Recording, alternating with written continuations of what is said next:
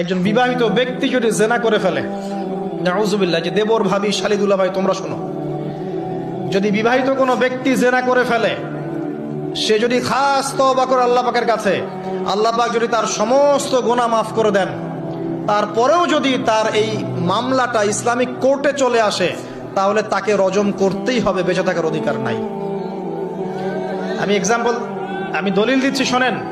নবী সাল্লাল্লাহু আলাইহি ওয়াসাল্লামের একজন সাহাবী, মহিলা সাহাবী, তিনি পাপ করে ফেলেছেন।